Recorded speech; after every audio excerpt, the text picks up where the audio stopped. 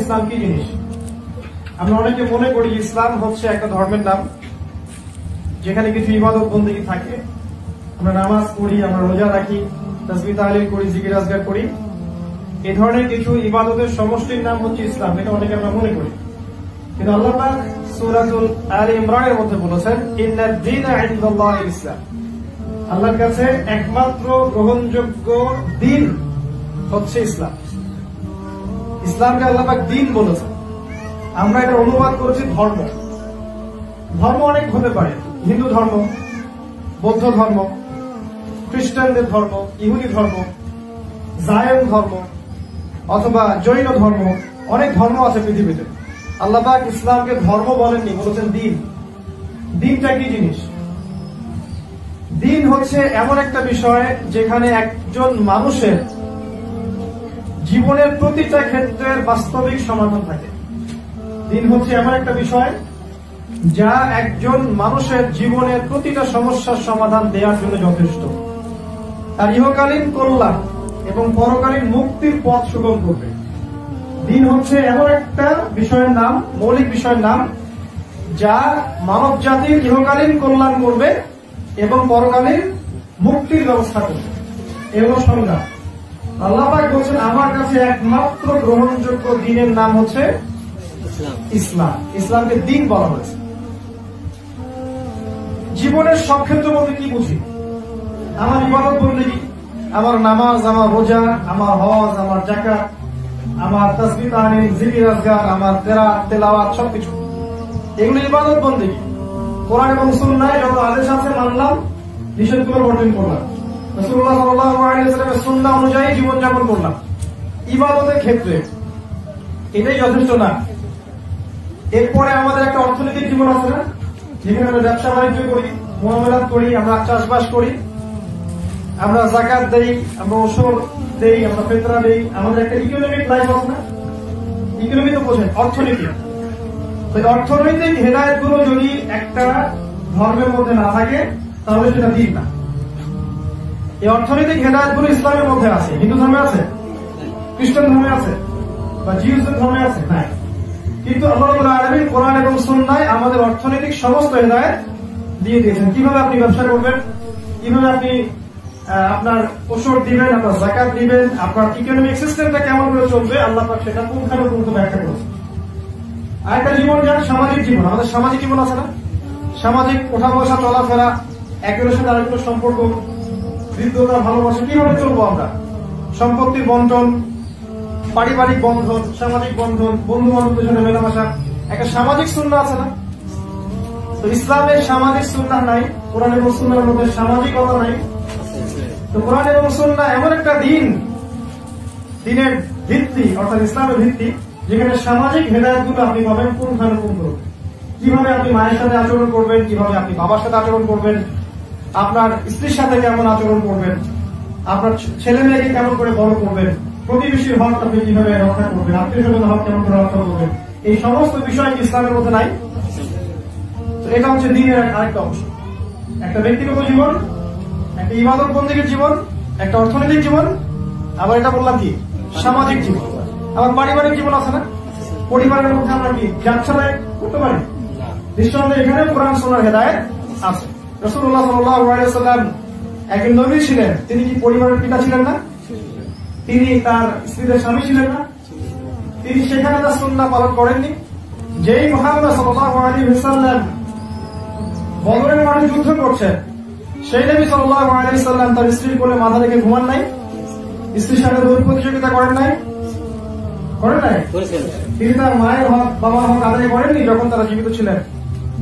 বাবা তো আগে ইন্তেকাল করছেন, মায়ের হকের কথা বলছি। মা যখন ছিলেন না, মায়ের যারা ক্লোজ আত্মীয় স্বজন ছিলেন তাদের সাথে তারা ভালো আচরণ করেননি? তিনি খাদিজা রাদিয়াল্লাহু আনহা যখন ছিলেন না, তার বান্ধবীদের সাথে তিনি ভালো আচরণ করেননি? এক কথায় পারিবারিক জন্য হেদায়েত আছে। এগুলো কি রাসূলুল্লাহ সাল্লাল্লাহু আলাইহি ওয়াসাল্লামের সুন্নাহর মধ্যে নাই? আছে, কোরআনেও আছে, হাদিসের মধ্যেও আছে। এটা হল ইসলামের পারিবারিক সুন্নাহ। তাহলে ইসলাম এমন একটা দিন যেখানে আপনি পাচ্ছেন ব্যক্তি জীবন, ইবাদত বন্দেগীর জীবন, আপনার অর্থনৈতিক জীবন, সামাজিক জীবন এবং পারিবারিক জীবন। আরো একটা জীবন আছে, সেটা আপনার পলিটিক্যাল জীবন, রাষ্ট্রীয় জীবন।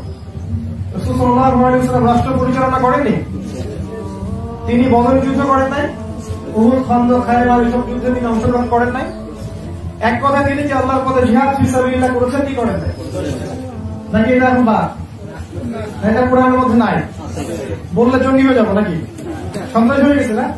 এই শব্দটা কোরআনে নাই। এই যে আপনারা রোজা রাখলেন এই যে রমজান মাসে, কুতিবা আলাইকুমুস সিয়াম, এটা আছে না আয়াতটা? কামা কুতিবা আলাল লাযিনা মিন ক্বাবলিকুম, তোমাদের প্রতি সিয়ামকে ফরজ করা হয়েছে ঠিক যেমনি করে তোমাদের পূর্ববর্তীদের উপরেও সিয়ামকে ফরজ করা হয়েছিল, লাআল্লাকুম তাত্তাকুন, যাতে করে তোমরা তাকওয়া অবলম্বন করতে পারো। এই আয়াতের প্রথম অংশে কি আছে? কুতিবা আলাইকুমুস সিয়াম। কুতিবা মানে কি? যারা একটু গ্রামার বুঝি না, ফরজ করা হয়েছে, লিখিত হয়েছে। লিখিত মানে কি? আল্লাহ লিখে দিয়েছে, করতেই হবে, না করলে সমস্যা, না করলে জাহান্নাম, করতেই হবে। ওজন থাকলে আলাদা কথা। এই পৃষ্ঠার সামনে যান, এই আয়াতটার সামনের পৃষ্ঠায় যান, দেখবেন লেখা আছে কুতিবা আলাইকুমুল কিসাস, আছে? আমি বানালাম আয়াতটা এখন। আচ্ছা, হাফেজ এখানে আছে না কোরআনে? কুতিবা আলাইকুমুল কিসাস, তাহলে কুতিবা শব্দ এখানেও নাই। কিসাস কি জিনিস? এই যে চোখের বদলে চোখ, হাতের বদলে ভোক্তার বদলে ভোক্তা। এই যে কেউ জিনা করলে বেত্রাঘাত, ডাকাতি করলে হাত পা কেটে ফেলা, এরকম বিধান আছে না ইসলামে? না এগুলা ইহুদিদের বিধান, না খ্রিস্টানদের বিধান? আল্লাহ পাক নাযিল করেন না এগুলা, কোরআনে নাই এগুলা। তাহলে কোরআনের এই অংশটা বাদ দিয়ে দিব? যারা বলছে এগুলো বাদ দিয়ে দিব তারা কি মুসলিম থাকবে? তাদের কবরে কি জান্নাতের ফুল বাগিচা থাকবে, না জাহান্নামের আগুন জ্বলবে? কেউ যদি কোরআনের একটা আয়াত অস্বীকার করে, বলে যে মিনাল জিন্নাতি ওয়ান নাস, এটা মানি না, মুসলিম থাকে? কেউ যদি বলে ওই নাচ শব্দটা মানি না, বা ওই নাচের সিনটা মানি না, থাকে মুসলিম? তো কুতিবা আলাইকুমুল কিসাসও আছে। তাহলে আমরা কিন্তু কুতিবা আলাইকুমুস সিয়াম খুব সতর্কতার সাথে পালন করি। এক মাস একটা রোজা ছুটে গেলে আমরা মাথা খারাপ হয়ে যায়, তাই না? রমজানকে খুব সুন্দর করে আমরা পালন করার চেষ্টা করি, আলহামদুলিল্লাহ, এটা ভালো। কিন্তু সামনে যে কুতিবা আলাইকুমুল কিসাস, ওটা জাদুঘরে আছে, ওটা আমাদের সমাজে নাই, রাষ্ট্রে নাই, বিশ্বেও নাই, কোথাও পাবো না। কিছু কিছু জায়গায় হয়তো কয়েকটা আইন থাকতে পারে, ওই আইনগুলো দেখে ভাবার কারণ নাই যে ওরা আমার ইসলামিক স্টেট। যেখানে এরকম কিছু কিছু আইন আছে, এটা দেখে আমার মনে করবে না এরা আমার পুরো ইসলামিক স্টেট, বরং এরা ইহুদি খ্রিস্টানদের মিত্র রাষ্ট্র, এরা ইহুদি এবং খ্রিস্টানদের মিত্র রাষ্ট্র। এটা পরে বুঝবেন যদি আপনি জিও পলিটিক্স পড়াশোনা করেন। যাই হোক, এর পরে আর 2 পৃষ্ঠা পরে যান, যারা হাফেজ আছেন, আলেম আছেন, তারা জানেন আরো একটা আয়াত পাবেন আপনি, কুতিবা আলাইকুমুল কিতাল, আছে না? একই শব্দ, কুতিবা কুতিবা কুতিবা। ওই রমজানের সময় কুতিবা তো বুঝতে পারলেন, কিন্তু কিসাসের কুতিবা বুঝতে পারলেন না। আর এই যে কুতিবা আলাইকুমুল কিতাল, কিতাল মানে তো বললে তো অবস্থা খারাপ এখন, তারপরে বললাম না, আপনারা বুঝে নেন। ওটাও তো আছে কোরআনের মধ্যে। কোরআনে যদি আমরা একটা অংশ মানি, একটা অংশকে না মানি, তাহলে কি আদৌ আমরা মুসলিম থাকি কিনা? এই প্রশ্নটা আমি ছুড়ে দিলাম। আমি কাউকে তাকফির করতে চাচ্ছি না, কাউকে কাফের ফতোয়া দিয়ে আমি ওর বিরুদ্ধে যুদ্ধ ঘোষণা করতেও চাচ্ছি না। আমি শুধু বলছি আপনারা চিন্তার দরজা উন্মুক্ত করেন। যদি আমরা কোরআনের কিছু অংশকে মানি, কিছু অংশকে মানি না, তাহলে আদৌ আমরা ইসলাম বুঝি কিনা বা দিন ইসলামের আমানত রক্ষা করি কিনা, আদৌ মুসলিম থাকি। আর এই মুখ নিয়ে আমরা রাসূল সাল্লাল্লাহু আলাইহি ওয়াসাল্লামের সামনে হাউজে কাউসারে পানি চাইতে পারবো কি পারবো না, এটা আমরা চিন্তা করি। শুধু চিন্তা করেন, আর কিছু করতে হবে, কারণ এখন আমরা চিন্তা করা বাদ দিয়ে দিয়েছি। তো রাসূল সাল্লাল্লাহু আলাইহি ওয়াসাল্লাম বলছেন, ইসলাম এমন একটা দিন যেখানে আপনি পাচ্ছেন পারিবারিক হেদায়েত, সামাজিক হেদায়েত, আপনার রাষ্ট্রীয় হেদায়েত, আপনার অর্থনৈতিক হেদায়েত এবং ইবাদতবন্দেগীর জীবন। এই পুরো জীবনটা যদি আপনি একসাথে করতে পারি আমরা, এটার নাম দিন ইসলাম। এর একটা অংশকে যদি আমরা মানি, একটা অংশকে মানি না, আমাদের অবস্থা হবে আবু জেহেলের মতো। আবু জেহেল কিন্তু আল্লাহ বিশ্বাস করত। আপনারা মনে করবেন না আবু জেহেল আল্লাহ বিশ্বাস করত না, এমন নয়। সে যখন বদরের যুদ্ধ করতে যাচ্ছে, তখন কোথায় গিয়েছিল? প্রথমে কাবা ঘরে গিয়ে বলেছে, ইয়া রাব্বাল কাবা, হে কাবার রব, ইন কুনতা তা'লাম, হে কাবার রব, আপনি যদি জেনে থাকেন যে আন্না মুহাম্মাদান আলাল হক, মুহাম্মদ সত্যের উপরে আছে, ফানসুরহু, তাহলে তাকে সাহায্য করুন। কে বলছে না? আবু জেহেল। আর বলছে ওয়াইন কুনতা তা'লাম, আর আপনি যদি জানেন যে নাহনু আলাল হক, আমরা হকের উপর আছি, কুরাইশরা, তাহলে ফানসুরনা, আমাদেরকে সাহায্য করুন। আজকের আবু জেহেল এভাবে বলুন, আজকের দিন আবু জেহেল এভাবে বলুন যে আল্লাহ যারা ইসলাম নিয়ে চলতে যাচ্ছে, এরা যদি হকের উপর থাকে ওদেরকে বিজয় করবো, আর যদি আমরা হকের উপর থাকি তাহলে আমাদেরকে বিজয় করবো। বা এভাবে বলুন সাহস করে একবার, যে যারা ইসলাম পালন করতে চাচ্ছে, ইসলামিক শরিয়া চায়, ইসলামের প্রতিটা বিধান তাদের প্রতিটা সেক্টরে বাস্তবায়ন দেখতে চায়, এরা যদি হকের উপর থাকে আল্লাহ ওদেরকে সাহায্য করে, আমাদের ধ্বংস করবে। ঠিক ইহুদিদের মতো আল্লাহ পাক বলেছিলেন কি, ওরা বলতো আমরা আল্লাহর খুব প্রিয় ভাজন, জাহান্নামে গেলে অল্প দিন থাকবো, আল্লাহ বের করে দিবেন। আল্লাহ বলেছিলেন যে মৃত্যু কামনা করো ইন কুনতুম সাদিকিন, মরণ কামনা করে দেখো যদি তোমরা সত্যবাদী। আমরা তাদেরকে উদাহরণ আহ্বান জানাই যে আপনারা মৃত্যু কামনা করে দেখেন, যে আমরা যদি হকের উপর থেকে থাকি আল্লাহ মরণ দিয়ে দাও, জান্নাত চলে যাও, এটা বলে দেখুন। যে ইহুদিরা আছে আমাদের প্যালেস্টাইনের ভাইদেরকে অত্যাচার করছে, ওরা একটু বলুক, সবাই মিলে বলুক, আল্লাহ যদি আমরা হকের উপর থেকে থাকি আমাদেরকে মৃত্যু দিয়ে দাও, ইনশাআল্লাহ আমরা পরকালে জান্নাতি হব। ওরা বলুক। এই সাহস থাকতে হয়, সৎ সাহস। তাই আমরা আজকেও বলবো, যারা কোরআন সুন্নাহর বিরোধিতা করছে, প্রত্যক্ষভাবে হোক অথবা পরোক্ষভাবে ঘুরিয়ে ফিরিয়ে হোক না কেন, তারা যেটা খুব ভালো করে জেনে রাখে যে আল্লাহ রাব্বুল আলামিন কোশ্চেন কালেও তার সাথে গাদ্দারি করতে বলবে। আজ হোক আর কাল হোক, জালেমের পতন হবেই আর মাজলুমের বিজয় হবেই। এটা শুধু সময়ের ব্যাপার মাত্র। আল্লাহ সময়ের পরীক্ষায় ফেলছেন আপনাকে। আমরা পরীক্ষা দিচ্ছি আমার কাছে। আমাদের এই জীবন, আমাদের রিজিক, আমাদের স্ত্রী সন্তান, আমাদের হায়াত, আমাদের মেধা এবং এই যে পরিস্থিতি, এগুলো সবই আমাদের জন্য পরীক্ষা। পরীক্ষা আল্লাহ দেখতে যাচ্ছেন যে এই পরীক্ষায় পাশ করে কারা। তাবারাকাল্লাযী বিয়াদিহিল মুলক ওয়া হুয়া আলা কুল্লি শাইইন কাদির আল্লাযী খালাকাল মাউতা ওয়াল হায়াতা, উদ্দেশ্য কি? লিয়াবলুয়াকুম আইয়ুকুম আহসানু আমালা। দেখতে চান আল্লাহ পাক তোমাদের মধ্যে আমল উত্তম কে। আমার মনে হয় সংক্ষিপ্ত সময় আমি দ্বীনের সংজ্ঞাটা বোঝাতে পেরেছি। দ্বীন মানে এমন একটা জীবন ব্যবস্থার নাম যেখানে আপনি জীবনের প্রতিটা সেক্টরে হেদায়েত পাবেন। যদি আপনি আপনার ইসলামের মধ্যে, কোরআন এবং সুন্নাহর মধ্যে জীবনের সব সমস্যার সমাধান না পান, তাহলে ইসলাম পরিপূর্ণ না। কথা বুঝতে পারেন? যদি কোরআন এবং সুন্নাহয় আপনি জীবনের প্রত্যেকটা সমাধান খুঁজে না পান বা না থাকে, তাহলে ইসলাম পরিপূর্ণ না। কিন্তু আল্লাহ পাক বলেছেন এটাই আমার কাছে চূড়ান্ত ধর্ম। তার মানে এখানে প্রত্যেকটা বিষয়ের সমাধান অবশ্যই থাকে। আমাদের উচিত সৎ সাহস নিয়ে খোলা মনে খুঁজে দেখা। এরপরে কেউ মানুক বা না মানুক সেটা তার ব্যক্তিগত বিষয়। আমাদের দায়িত্ব পৌঁছে দিয়ে আমরা পৌঁছে দিব। যদি কেউ মানে আলহামদুলিল্লাহ মুমিন হবে, আরো ভালো করে মানে মুসলিম হবে, আরো ভালো করে মানে সে মুহসিন হবে, মুত্তাকি হবে, ইনশাআল্লাহ জান্নাতুল ফিরদাউসে যাবে। আর যদি না মানে হয় সে কাফের হবে। আর যদি মেনেও আমল না করে জালেম হবে। আর যদি মুখে মানে মনে না মানে সে মুনাফিক হবে। আমি বুঝাতে পারছি? এই হলো ইসলাম কেন্দ্রিক কথাবার্তা। এই ইসলামের ভিত্তিটা কি? রাসূল সাল্লাল্লাহু আলাইহি ওয়াসাল্লাম বিদায় হজের ভাষণে কি বলে গেছেন দেখুন। আমাদের নবীজি বলে গেছেন তারাক্তু ফিকুম আমরাইন। বিদায় হজের ভাষণে আমাদের নবীজি অনেক কথাই বলেছেন। তিনি বলেছেন, আমি আমার পায়ের তলে সুরকে পিষ্ট করে গেলাম। আজকের দিনে আরবের উপর অনারবের কোন কর্তৃত্ব নাই, সাদার উপর কারোর কোন কর্তৃত্ব নাই। তোমরা সবাই আদরের সন্তান, তোমরা সবাই ভাই ভাই। এবং আমি তোমাদের কাছে রেখে যাচ্ছি মাত্র দুটো বস্তু। তোমরা কোনদিন পথভ্রষ্ট হবে না যতদিন পর্যন্ত এই দুটোকে আঁকড়ে ধরে থাকবে। একটা হচ্ছে কিতাব আল্লাহ, আল্লাহর কিতাব, একটা হচ্ছে সুন্নাতুন নবীহি তার নবীর সুন্নাহ।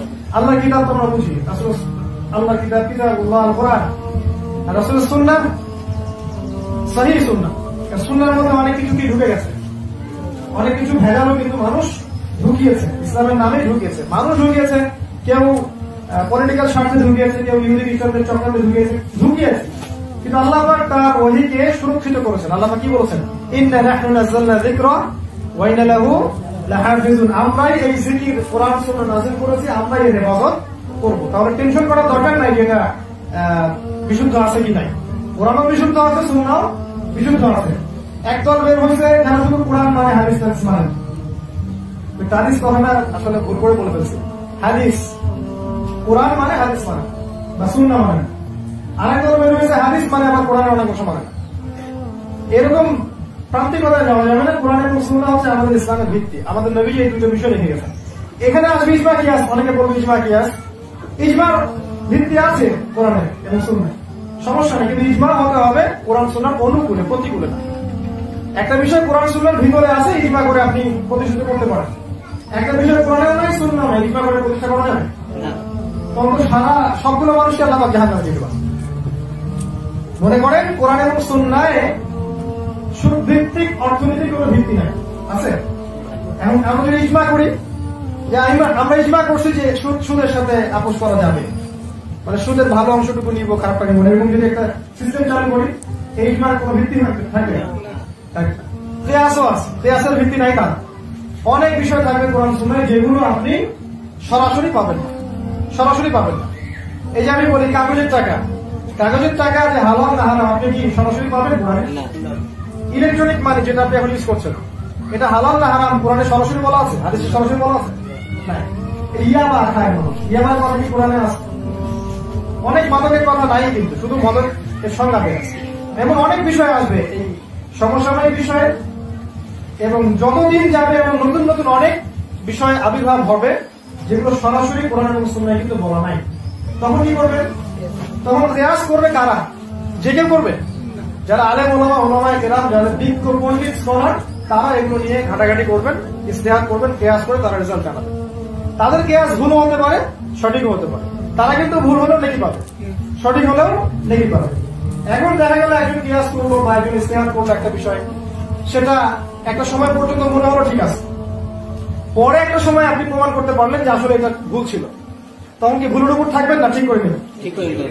এই মানসিকতা থাকলে আপনার পরিপূর্ণ মুসলিম হয়। এই মানসিকতাটুকু থাকলে আমাদের মধ্যে কোনো বিভক্তি থাকতো না।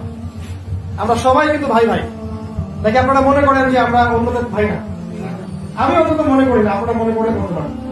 আমার কাছে সবাই ভাই, হোক সে হানাফি বা শাফিঈ বা হাম্বলি বা মালিকি বা আহলুল হাদিস বা সালাফি বা যে কেউ, তাবলীগ জামাত বা জামাত বা চরমনায় যে আছে। হ্যাঁ, মানুষের মধ্যে ভুল ভ্রান্তি আছে, আমি জানি। এমন কোন কমিউনিটি নাই যার মধ্যে ভুল ভ্রান্তি আপনি পাবেন, এমন কোন ব্যক্তি নাই যাকে আপনি বিতর্কিত করতে পারবেন।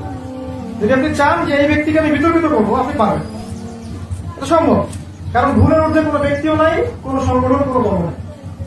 এখন যদি আমি ওই ভুলগুলো নিয়ে পড়ে থাকি, ওগুলো নিয়ে চর্চা করতে থাকি, তাহলে ওই যে ইহুদি খ্রিস্টান নাম থেকে ডলা দিবে, আস্তে আস্তে ডলা ওই দিক থেকে খাইতে খাইতে আপনার দেশ পর্যন্ত আসবে। তখন আপনার হুশ হবে যে এতদিন আমি কি করছি। আর প্রত্যেকটা দল, প্রত্যেকটা ব্যক্তি, সংগঠন দেখবেন আপনি অনেক ভালো ভালো বিষয় আছে না? ভালো না থাকলে কি এমনি দাঁড়ায় গেছে তারা? ভালো বিষয় অবশ্যই পাবেন আপনি। আমার ফিলোসফি হচ্ছে আমি সবার ভালো মতো খোলা করে নিতে রাজি আছি, সেটাই হোক না কেন। দলিল আছে আমার কাছে, সব দলিল দেওয়ার সময় নেই, একটা বলতেছি। আয়াতুল কুরসি পড়েন ঘুমানোর আগে, পড়েন তো? এইটা পড়তে হয় ঘুমানোর আগে। কে বলছে আপনাকে?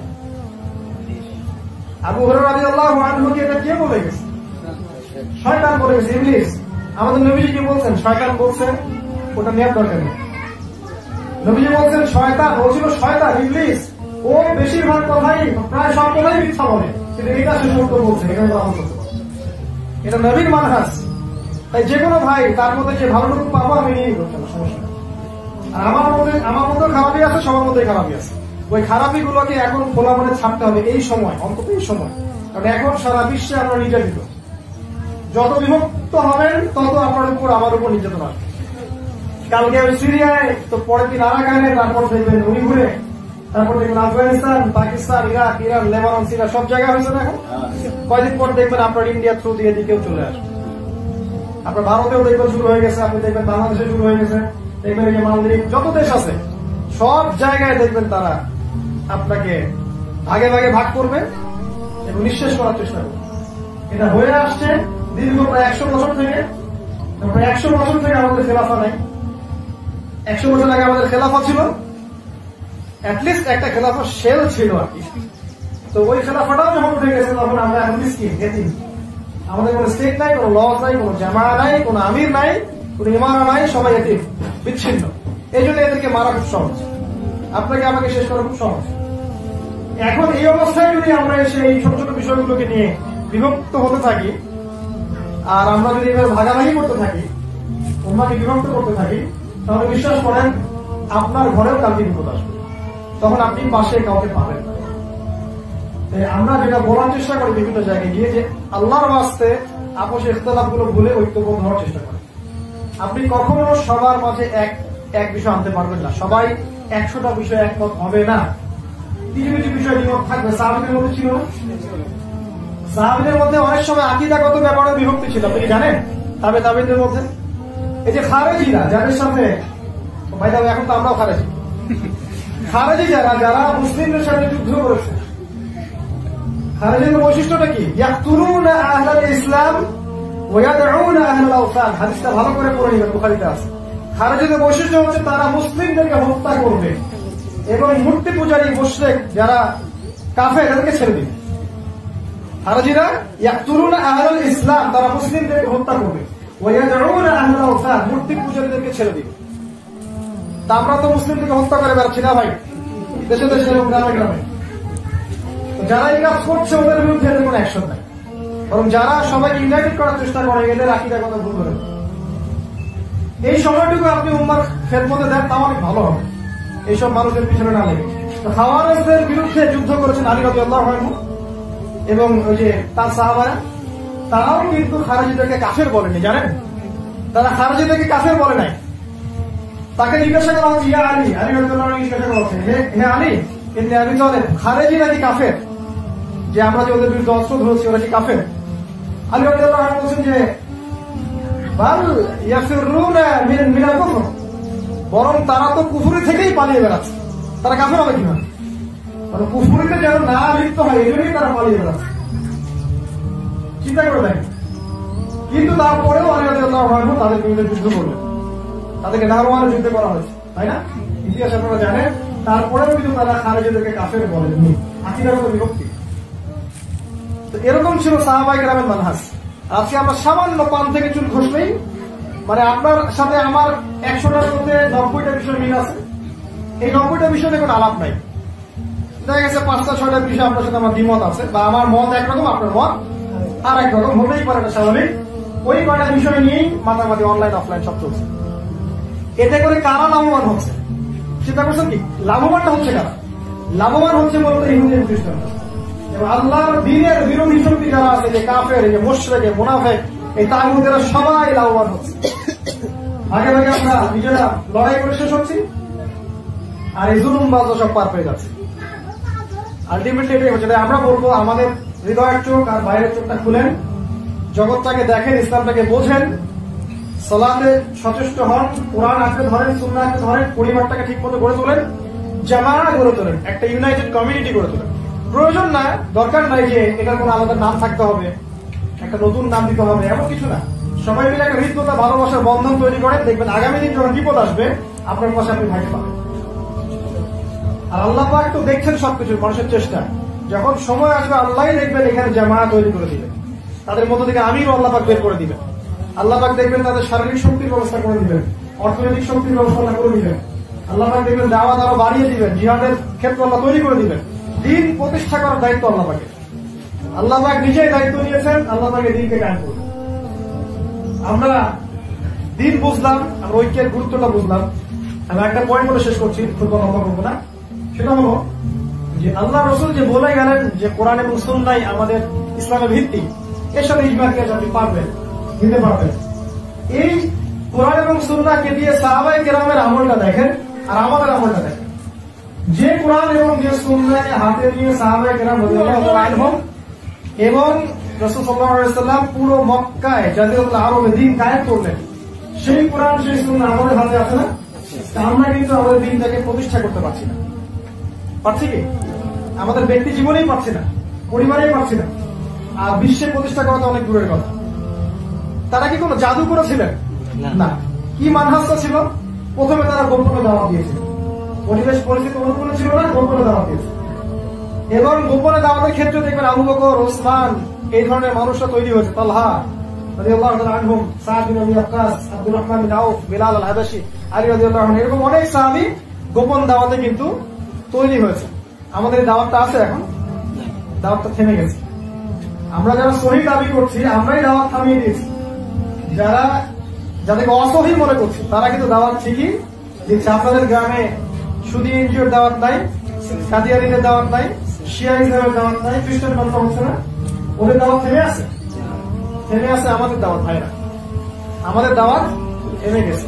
তিনি প্রথমে গোপন দাওয়াত দিয়েছেন, তারপর যখন কিছু বড় বড় মানুষ ইসলামের দিকে চলে আসে, যেমন ওমর এবং হামজা, আরো বড় বড় সাহাবীরা, তখন দাওয়াতটা প্রকাশ স্বরূপ লাভ করেছে। মানে পরিবেশ পরিস্থিতি বুঝে আপনাকে আগাতে হবে। একসময় দেখবেন যারা ইসলামের বিরোধিতা করছে এর মধ্য থেকে দেখবেন আপনি আল্লাহ পাক ওমর এবং হামজাকে বের করে নিয়ে আসছে। অনেক ভাই আছে আমাদের ঊর্ধ্বতন লেভেলে যারা ভিতরেই আছে, কিন্তু এত ঈমান আমল তাকওয়া লালন করে, এটা আমার মধ্যেই না। সিরিয়াসলি বলছি, আসহাবুল কাহফ কোথায় ছিল? ওই শিরকি রাষ্ট্রের ভিতরেই ছিল, ছিল না? ইব্রাহিম কার ঘরে জন্ম নিয়েছে? মূর্তি পূজার ঘরেই মুহাম্মদ সাল্লাল্লাহু আলাইহি ওয়াসাল্লাম কোন সমাজে, যেখানে আবু জেহেল আছে, আবু লাহাব, উতবা, সাইবা, এখানেই মুহাম্মদ সাল্লাল্লাহু আলাইহি ওয়াসাল্লাম। তাই যত বেশি জাহিলিয়াত দেখবেন এর ভিতরে আপনি ইব্রাহিমকে পাবেন, এর ভিতরে আপনি কিন্তু ওমরকে, হামজাকে পাবেন। মুহাম্মদ সাল্লাল্লাহু আলাইহি ওয়াসাল্লাম সমৃদ্ধকে পাবেন ইনশাআল্লাহ। ওদের দাওয়াতটাকে সংকুচিত করবেন না যে ওদেরকে দাওয়াত দেওয়ার দরকার নেই, এমন না। সবার জন্য আমভাবে দাওয়াত থাকে ইনশাআল্লাহ। আল্লাহ পাক ওর মধ্যে থেকেও দেখবেন ইসলামের পক্ষে শক্তি তৈরি করবে ইনশাআল্লাহ। এরপরে কিন্তু নির্যাতন বেড়েছে, প্রকাশ্য দাওয়াত যাবে, নির্যাতন বাড়তে থাকে। এটা শুনুন না, এটা আমাদের উপরে আসবে, আপনার উপরে আসবে, যদি আপনি সঠিক দিন বুঝে থাকেন, পালন করে থাকেন। নির্যাতন না আসলে বুঝবেন যে আপনার দিনটা সুশুরি মার্কা দিন, এটা প্রোটেস্ট্যান্ট অথবা জি ওইরকমই, যেটাকে আমরা বলি যে লিটারাল, এবং আমরা যেটাকে বলি যে কনভেনশনাল, মানে সবার সাথে তালে তাল মিলিয়ে দিন প্রচার করা। ওটাও ভালো, এটাও ভালো, এটাও নেই, এমনটা নয়। দিন যখন হকের উপর থাকবো, নির্যাতন আসবে। আপনাকে জঙ্গি শব্দ শুনতে হবে, খারেজি, জঙ্গি, সন্ত্রাসী বলবে মানুষ আপনাকে, বিকজ আপনি সঠিক কনসেপ্ট তুলে ধরার চেষ্টা করছেন, আপনি জিহাদ থেকেও আনার চেষ্টা করছেন, যেটা থেকে উম্মাহ সরে গেছে। এর মানে তো আমরা এটা বুঝাইনি যে এখন অস্ত্রশস্ত্র নিয়ে রাষ্ট্রের বিরুদ্ধে যুদ্ধ করতে হবে, এটা বলছি। বাট এই কনসেপ্টটা তো আপনি তুলতে পারেন যদি আমরা জানি শর্তগুলো কি কি। একটা জামায়া দরকার, জামায়া গঠন করতে হবে। জিহাদে একটা জামায়া দরকার, জামায়া গঠন করতে হবে। একটা আমির দরকার, আমির আনতে হবে। আপনার ইকোনমিক শক্তি দরকার, অর্জন করতে হবে। আপনার একটা কি বলবো, ইমাম দরকার, ইমাম আনতে হবে। তারপরে আপনি প্রয়োজনে হিজরত করবেন, হিজরত করলে করতে হবে। মিলিটারি পাওয়ার থাকতে হবে। এগুলো যখন অর্জন করবে তখন ফি সাবিলিল্লাহ তারা ডাক দিতে পারে। আমরা তো, আপনি তো ওটাকে স্কিপ করতে পারেন না যে এখন এই যুগে জিহাদ করলে কিছু, এটা তো বলতে পারেন না।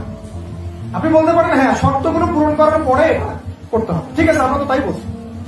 আমরা তো বলিনি যে এদের এগেইনস্টে আপনাকে নেমে যেতে হবে, বরং আমরা তো যাচ্ছি মুসার মতো কাজ করতে। ও ফেরাউনের সামনে দাঁড়িয়ে কি বলেছিল, আমাকে রাষ্ট্রের মতো দেন।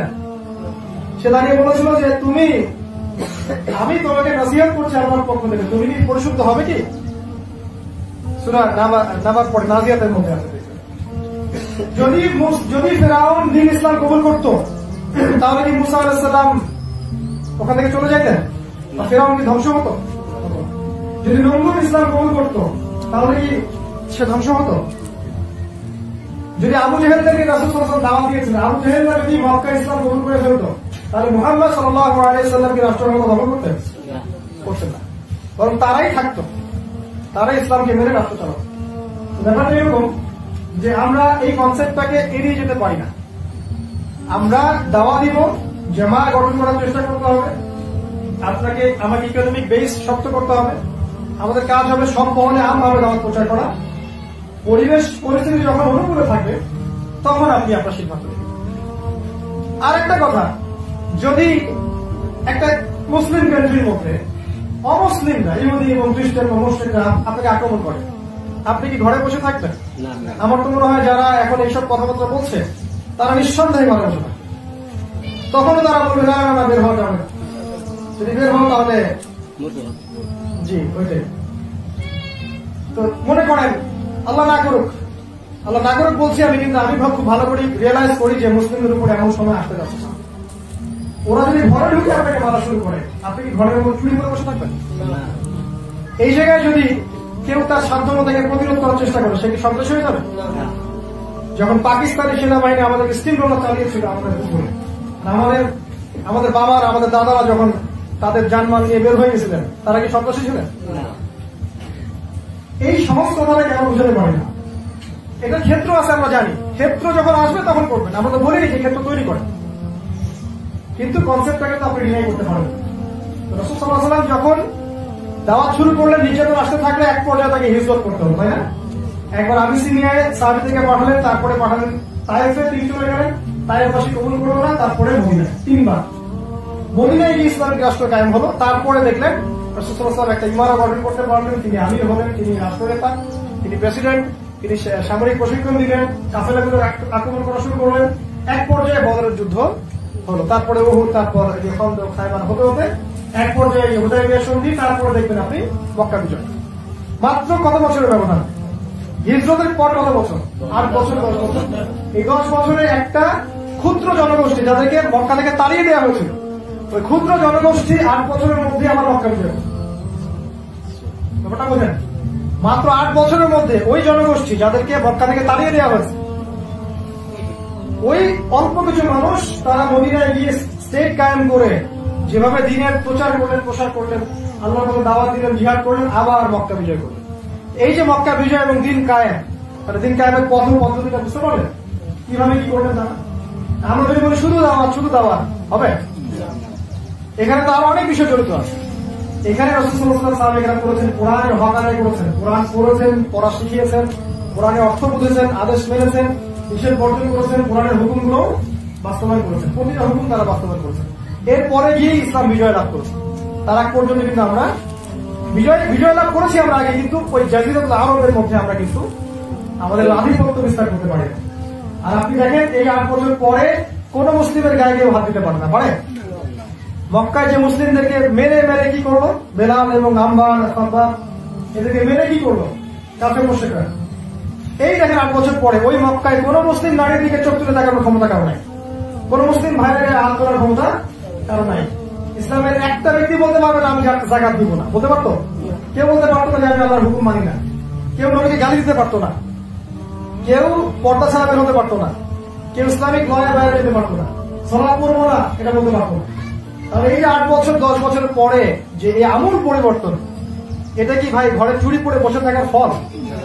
নিঃসন্দেহে তারা কিছু কাজ করেছেন। কি কাজ করেছেন তারা? 2 মিনিটে শেষ করছি। তারা মূলত ইলম অর্জন করেছেন। 1 নাম্বার ইলম অর্জন করেছেন, জানা অনুযায়ী আমল করেছেন, করেন নাই?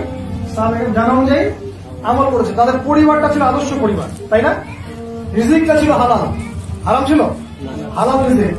তারা ব্যাপক দাওয়াতি কাজ করতেন না? এবং দাওয়াত সব মহলে দিতেন, এমন রোম সম্রাটকে পর্যন্ত দাওয়াত দিয়েছেন, তাই না? দাওয়াত দিয়েছেন। আর কি করেছেন? একটা ঐক্যবদ্ধ উম্মাহ ছিলেন, বিভক্ত হয়েছিলেন? বিভক্ত হন না, ঐক্যবদ্ধ উম্মাহ ছিলেন। একজন নেতা তারা কি করেছেন? আবির্ভূত করেছেন। নেতা যদি বলেছেন এটা করেছেন। নেতা মুহাম্মদ সাল্লাল্লাহু আলাইহি ওয়াসাল্লাম যখন বদরের মাঠে, তখন তিনি চিন্তা করছেন, মন খারাপ যে এতগুলো কুরাইশ সৈন্যের সাথে কি আসলে আমরা পেরে উঠবো, আমরা তো অপ্রস্তুত। সাহাবীরা কি বলছিলেন তখন? ইয়া রাসূলুল্লাহ, আপনি যদি আমাদেরকে নিয়ে উত্তাল সাগরেও লাফ দেন আমরা সেখানেও যেতে প্রস্তুত আছি। এই যে নেতা আনুগত্য জামা, তারপরে বদরের বিজয়, তারা আনুগত্য করেছেন নেতা, তারা জামা গঠন করেছেন, অর্থনীতি সমৃদ্ধ করেছেন, করেন নাই? ফকির মিসকিন ছিলেন, তারা ইকোনমি সমৃদ্ধ করেছিলেন। শারীরিক প্রশিক্ষণ ছিল না? শারীরিক প্রশিক্ষণ নিয়েছিলেন। তারপরে অস্ত্র শস্ত্র চালানো শিখেন নাই? আপনাকে আমি শিখতে বলছি না, এখন বলছি তারা শিখেছিলেন কিনা, তারা আগে থেকে এটা করতে পারতেন।